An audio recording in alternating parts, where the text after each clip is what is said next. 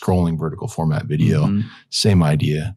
Well, that's cool. So we got and then where when people click on these ads, where are they going? Where's the landing page? So this looks like this is their main landing page right here. Nice. So let's just go through and see. So like this was learn more. Let's just double check here. Make sure we're not missing a landing page. Yeah, that seems to be it.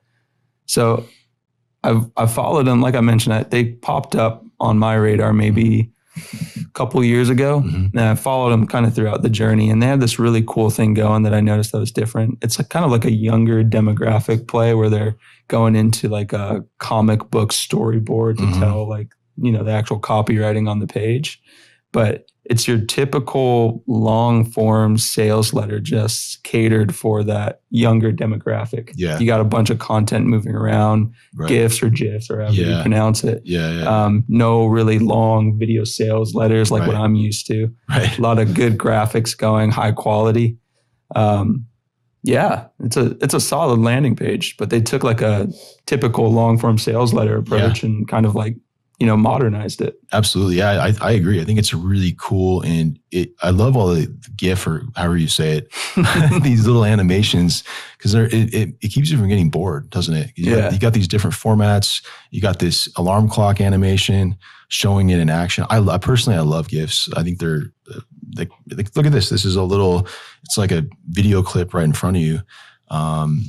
Like a really cool format for text sales letters that I think other people could leverage for sure. Yeah, it keeps you engaged. Like it's, I always compare like the human attention span to like a goldfish. Like there's so much stuff hitting us nowadays. And if you are on TikTok and Facebook and YouTube Reels, you're going from video to video every few seconds. And so this kind of feeds into that without you. It's not forcing you to sit down and watch this really long form thing, which is probably for that older demographic. But for what their target audience looks like, it probably works really well because it is that short form. It's that quick dopamine stuff that they're going after. I would say, to be honest, as we're looking at this again, this is the least boring text sales page I've seen because there's all these different color call outs.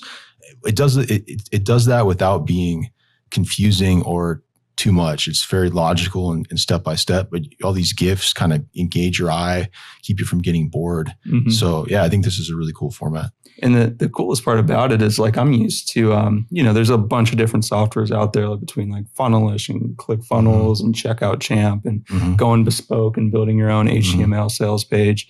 It looks like they just have this built-in Liquid and Shopify. Oh, wow. And then they're just going to a Shopify checkout. And then easy. It's plugins after that. Yeah. So they don't have to do too much as far as the development goes. Nice. So staying pretty lean on that front. Yeah. Do you think, given your experience, do you think there's any additional optimization that could be gained by just doing this on another platform tech-wise? I think so. I really do. And actually, that's why it caught my attention because I've bounced between all the different platforms. Like we tried to make Shopify work for so long for what we did. Yeah. We just couldn't get it to work because Shopify has all these boundaries and gateways. Like they mitigate the upsell apps, how many upsells and downsells you can do. It doesn't have the full functionality as like a custom page would have.